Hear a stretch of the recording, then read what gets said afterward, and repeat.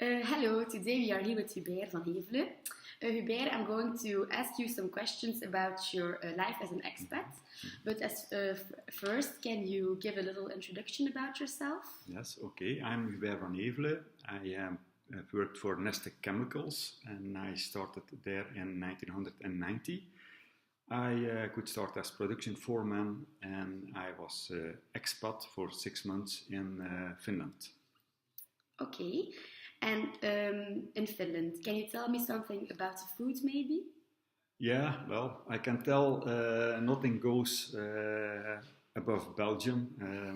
I still think the nicest food is in Belgium. In Finland, there were a few things which were not so nice. If we talk about food, and that's like, for instance, the potatoes. There was not so much vegetables, or they came out of cans. And the coffee, for instance, it was impossible to drink without milk. But of course, they had also nice food. And then I think especially at trout and perch. And these fishes, were common in the lakes of Finland, and they could prepare it with nice spices, and they could smoke it. So different ways of preparation. So that was very nice. And there was also one thing in the bushes we could find, and that was cloudberries. It's some kind of orange berry, which was very nice and which you cannot find here. Okay, and the food, did you prepare it yourself or did you go out to eat? Well, I was lucky. I could have my warm meal in the factory during the week. And in weekends, I went to restaurants. The only thing I had to do was to do some grocery to prepare my own breakfast. And so. And your breakfast, you bought it in the store, so grocery shopping, was that an issue or totally not? Yeah, there was in the small town I was living, there was one warehouse where you could buy everything.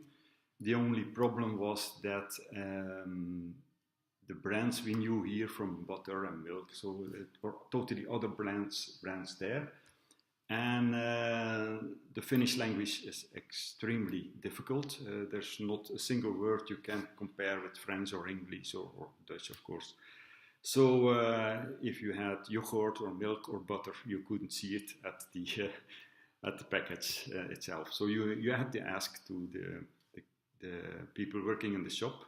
And also that was sometimes an issue because not everybody was able to talk or to understand English. So, yeah. Okay, and alcohol. What was the role of alcohol in society? I think alcohol has a big role in Finland, especially during winter when it is very dark. So during day it's maybe 1 or 2 or 3 hours light. So they're living in the dark, and I think they need this alcohol just to survive.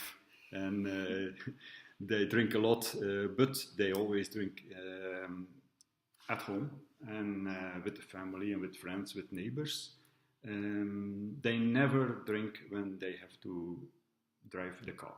So that's for themselves. They do this zero tolerance, and they are very strict in that. So at night, in the evenings, at home, yes, but not on the road. Okay, that's enough about food and drinks. Mm-hmm. About your working life, you people work longer hours in Finland. Well, the culture there is that it is possible during summer in some for some jobs at least to work less hours, because then it's nice weather and a lot of light. And then they compensate during winter by doing more hours. But of course, that's not for every job applicable. But in case it is possible, the management is okay to agree with that. Yeah. Why did you decide to move abroad? Well, I was 38 years old and I was working for another chemical plant, and I was not really happy in that position, and I thought, okay, if I want to do something else, something new, then it's the perfect time to do so. And I heard also that in community of Evergem. They were going to build a new chemical plant. So I took my chances and I was recruited for that job. Yeah. Okay. So that was one of the conditions also, that it was necessary to go to Finland for 6 months in order to be able to start up that new factory in Evergem. Okay, so you took the challenge. Yes, yes, yeah. How did you experience the local etiquette? Was there a remarkable mistake you made, maybe? Well, there's one memorable thing I still remember. It's so that we had a team building exercise, and it was in the bushes. And at the end of the exercise, the plan was to arrive in a summer cottage and to go to the sauna. So I prepared myself. I got my swimming trunk. And I entered that sauna, and there was maybe 15, 16 guys sitting there, totally naked, and I was the only one with my swimming. So I thought, well, maybe now they are a bit insulting, because sauna is for Finland really very special and very common. I was a bit shy in the beginning, but then of course I joined everybody, and not to insult. So you them. took But off your yes. But that was a little bit, you could tell a mistake. But for me, it was the first time entering a sauna. For them, it's they do it since they are 2 years old. Okay. So. Okay, now to the conclusion. Mm-hmm. If you can give one piece of advice for an expat, what would it be?